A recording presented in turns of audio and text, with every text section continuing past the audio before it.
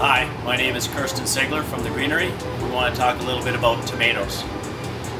We here at the Greenery aren't able to plant our tomato garden till roughly end of May. So what we've done a couple weeks ago, we selected about 60 to 70 different varieties of collector tomatoes, and we're now going to be planting them in our gardens this week. And then we're going to film a series of segments on these plants, watching them progress through the season, and talk a little bit about the different varieties and how to do the pruning and so on. So this is just an example of one of the varieties we picked out here. This is Red Cherry Large. So good, tall, sturdy plants, and like I said, we'll be getting them put into the garden this week, and probably every few weeks we'll do a segment on their evaluation and progress.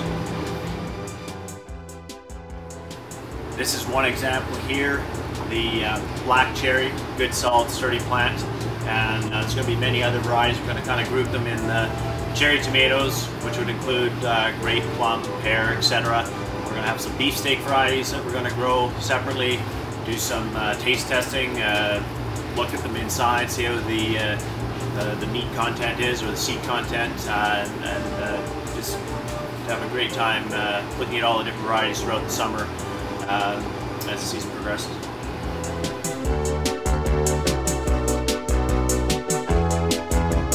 So here's just an example with this one here, the black cherry, which is a tall staking variety.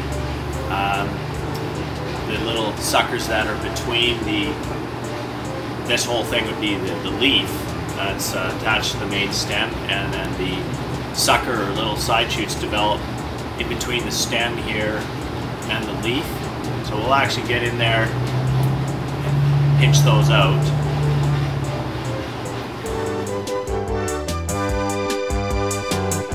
Flower clusters you leave on, so there's a little shoot or sucker there. We remove that, but you leave your cluster because that's where your tomatoes are going to develop.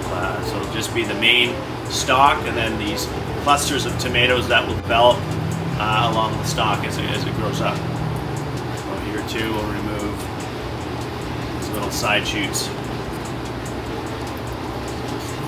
And you wouldn't pinch off the flowers. You know, some people always think, you know, when you're planting young plants, you want to remove the flowers and so on. With tomatoes, especially if they're this size, it wouldn't be necessary. You know, we want to have, you know, cherry tomatoes will be coming fairly early here, so we leave that on. And like I said, we just remove those suckers in those locations. When planting, again, these are quite mature already. We did pick these out a couple weeks ago, so you can see, you know, they're getting fairly tall. Haven't stretched out much though. We've kept them spaced out here in the cold frame, and kept the sides open so they're getting some nighttime temperatures, keeping them nice and strong and rigid. And you can see here, we're getting, you know, good roots, a little bit root bound. You know, we'd maybe just break that up a little bit at the base before planting, and you know, create a little moat around the plant.